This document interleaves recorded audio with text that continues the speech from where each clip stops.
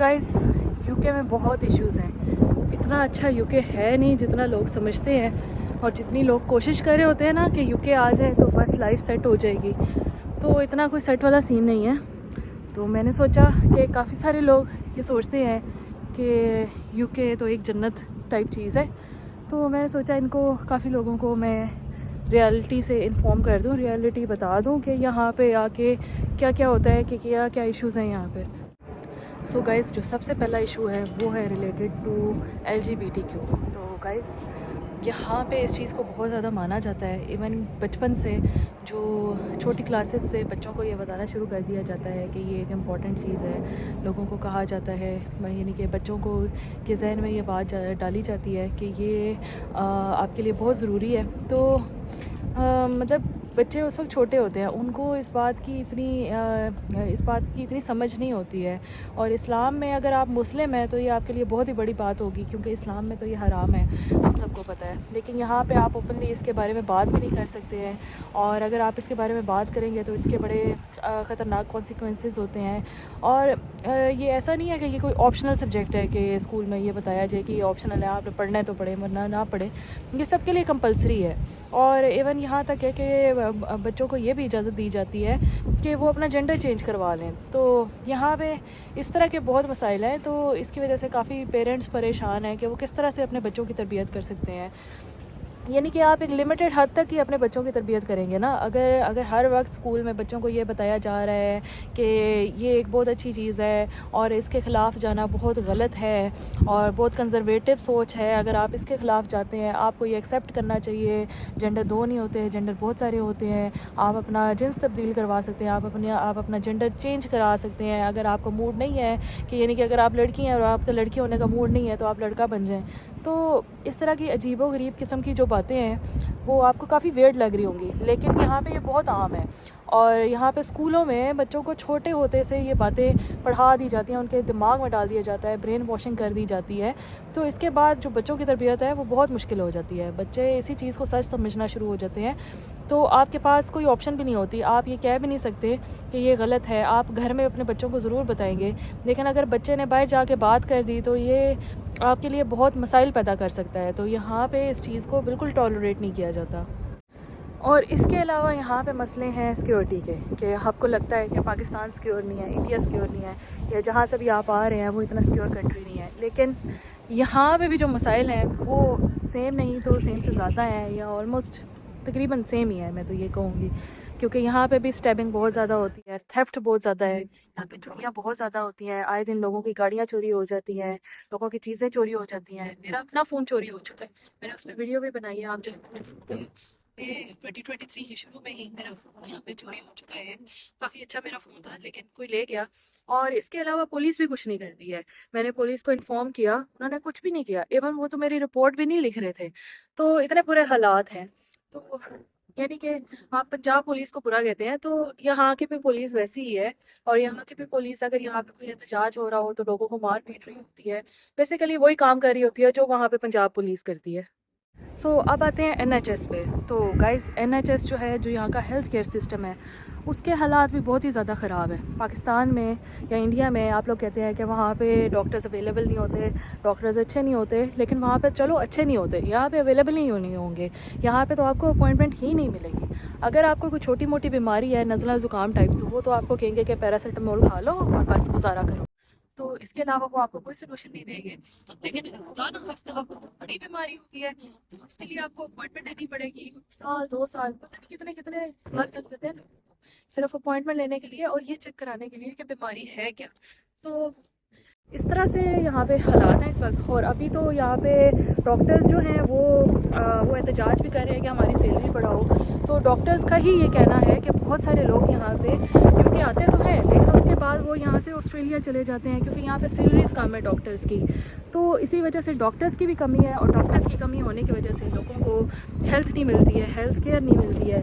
तो अगर आप पाकिस्तान से आते हैं, इंडिया से आते हैं, और अगर आपकी सेहत ही ख़राब हो जाती है, सेहत ही नहीं है आपके पास, अगर आप बीमार हो जाते हैं तो आपको सही करने के लिए, आपका इलाज करने के लिए यहाँ पे कोई नहीं है, तो फिर फ़ायदा क्या हुआ। گائز یہاں کی زندگی ایسی ہے کہ یہاں پہ بندہ اکیلا ہو جاتا ہے. یہاں پہ آپ کے پاس ملنے کے لیے کوئی نہیں ہوتا. اگر آپ نے کسی کو ملنا ہوتا ہے تو آپ پہلے اپوائنٹمنٹ لیں گے, پہلے ان سے ہفتہ 2 ہفتہ پہلے آپ پوچھیں گے کہ بھائی ہم آپ کے گھر آ جائیں, کیا آپ بزی تو نہیں ہیں. تو اس کا یہ مطلب نہیں ہے کہ لوگ یہاں پہ روڈ ہیں, صرف بات یہ ہے کہ لوگوں کے پاس ٹائم نہیں ہے. لوگ اپنے کام میں اتنے بزی ہیں, اتنا وہ مسئلہ ہے کام کاج کا کہ لوگوں کو اپنے کام, گھر کے کام بھی خود کرنے ہیں. جو آفس کا کام ہے اس کے علاوہ جو گھر کے کام ہے وہ بھی آپ کو کرنے پڑتے ہیں. یعنی کہ آپ نے لانڈری بھی خود کرنی ہے, آپ نے باقی گھر کی صفائی وغیرہ خود کرنی ہے, کھانا خود بنانا ہے, بچوں کی دیکھ بھال خود کرنی ہے. کیونکہ اگر آپ اس کے لیے کسی میڈ کو ہائر کرتے ہیں تو آپ کو ان کو منیمم ویج پے کرنی پڑے گی, جو منیمم ویج ویسے گزارے کے لیے صحیح نہیں ہے, لیکن اگر کسی کو دینی پڑے تو اس کے حساب سے وہ بہت زیادہ ہے. یہاں پہ کوئی بھی بندہ یہ افورڈ نہیں کر سکتا. تو جب آپ کو یہ اتنی سیلری آپ کے, اگر آپ آگے امپلائیز رکھ لیں, اگر آپ کو ان کو دینی پڑ جائے تو کافی مسئلہ ہے, پھر آپ گزارا بالکل نہیں کر سکتے. یہاں پہ کھانے کا گزارا بہت مشکل ہے, تو یہ تو دور ہی سمجھے نا آپ. تو اس لیے اکیلے پن کی بیماری ہو جاتی ہے, لوگ ڈپریشن کا شکار ہو جاتے ہیں. جب آپ کسی سے بات نہیں کریں گے تو آپ کو ڈپریشن ہی ہوگا, اور کیا ہوگا. اور پھر اگر آپ ڈپریشن کا علاج کرانا چاہیں تو پھر وہی مسئلے, یعنی کہ آپ کو ڈاکٹر کی اپوائنٹمنٹ لینی پڑے گی. تو یہ جو سارے مسئلے ہیں ان کو دیکھ کے تو یہاں پہ گزارا بہت مشکل ہے. تو آپ کو, اگر آپ یہاں پہ آتے ہیں تو یہ سب چیزیں دیکھ کے ہی آنا چاہیے, کیونکہ صحت انسان کی سب سے امپورٹنٹ ہوتی ہے. اگر صحت ہی نہیں تو پھر کیا فائدہ ہوا نا. پاکستان میں یہ ہوتا ہے کہ, یا انڈیا میں بھی اور باقی ہمارے جیسے ملکوں میں یہ ہوتا ہے کہ اگر آپ تھوڑے سے پریشان ہیں تو 100 لوگ آ جائیں گے آپ سے بات کرنے کے لیے. ایٹ لیسٹ آپ کے پاس کوئی بندہ بات کرنے کے لیے تو ہوگا نا, کوئی آ کے آپ کا حال چال پوچھے گا, کچھ بات کرے گا. یہاں پہ تو وہ بھی نہیں ہے. یہاں پہ اگر آپ نے کسی سے بات کرنی ہے تو اپوائنٹمنٹ لیں پہلے جی, پھر جائیں ان کے گھر, پھر وہ سوچیں گے کہ آپ سے بات کرتے ہیں کہ نہیں کرتے. تو یہاں پہ لوگ نا اکیلے ہو جاتے ہیں بہت زیادہ. یہاں پہ اگر آپ پورا ہفتہ گھر بیٹھے رہتے ہیں, آپ کو کوئی نہیں پوچھتا, آپ باہر نہیں نکلتے. اور اس کے علاوہ ہاں ویدر پہ آتے ہیں تو یہاں کا ویدر بھی ایسا ہے, خاص طور پہ سردیوں میں یہاں پہ رات بہت جلدی ہو جاتی ہے. اب 4 بجے اگر رات ہو رہی ہے تو آپ کا ویسے ہی دل نہیں کرے گا کہ آپ کہیں باہر نکلیں.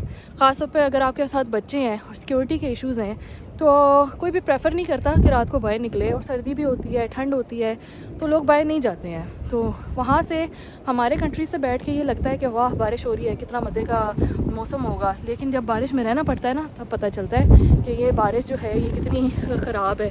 آپ جہاں جائیں, گروسری کرنے جا رہے ہیں بارش ہو رہی ہے, آپ ویسے گھومنے جا رہے ہیں بارش ہو رہی ہے, کچھ جگہوں پہ کیچڑ بھی ہو جاتا ہے. تو کافی مسئلے ہیں. تو بھائی یہ والا جو موسم ہے نا, بارش والا, ٹھنڈ والا, یہ دور دور سے اچھا لگتا ہے. جب آپ کے آپس میں رہتے ہیں نا تو آپ کو لگتا ہے کہ یہ کیا موسم ہے. اس سے لاکھ درجے اچھا تو پاکستان کا موسم تھا کہ سردی بھی پڑتی ہے, گرمی بھی پڑتی ہے, ہر قسم کا موسم ہوتا ہے. اور اس کے علاوہ سیلری کے ایشوز ہیں یہاں پہ. سیلری جو یہاں کی ہے وہ اگر آپ پاکستانی پیسوں میں کنورٹ کر کے دیکھتے ہیں یا انڈین پیسوں میں تو لگتا ہے کہ بہت زیادہ ہے. لیکن جب اس سیلری میں یہاں پہ گزارا کرنا پڑتا ہے تو پتہ لگتا ہے کہ یہ کچھ بھی نہیں ہے. اس سیلری میں آپ کا گزارا بالکل نہیں ہو سکتا. خاص طور پہ اگر آپ اور جابس کر رہے ہیں, منیمم ویج پہ کام کر رہے ہیں, پھر تو آپ بھول ہی جائیں. اگر آپ اسٹوڈنٹ ویزا پہ آتے ہیں یہاں پہ منیمم ویج پہ آپ کو کام کرنا پڑتا ہے.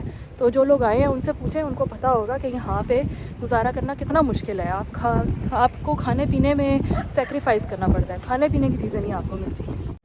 سو گائز آج کی ویڈیو کا مطلب یہی تھا کہ میں آپ کو یہ بتاؤں کہ جتنا دور سے لگتا ہے نا, جتنے دور کے ڈھول سہانے ہوتے ہیں اتنے اصل میں ہوتے نہیں ہیں.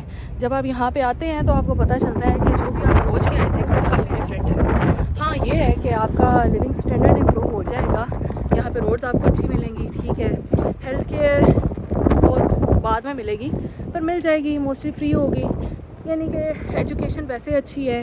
LGBTQ کے مسئلے ہیں وہ اگر آپ برداشت کر سکتے ہیں تو پھر باقی ایجوکیشن تو بہت اچھی ہے. میتھ سائنس وغیرہ سب کچھ بہت اچھا ہے, اچھا پڑھاتے ہیں.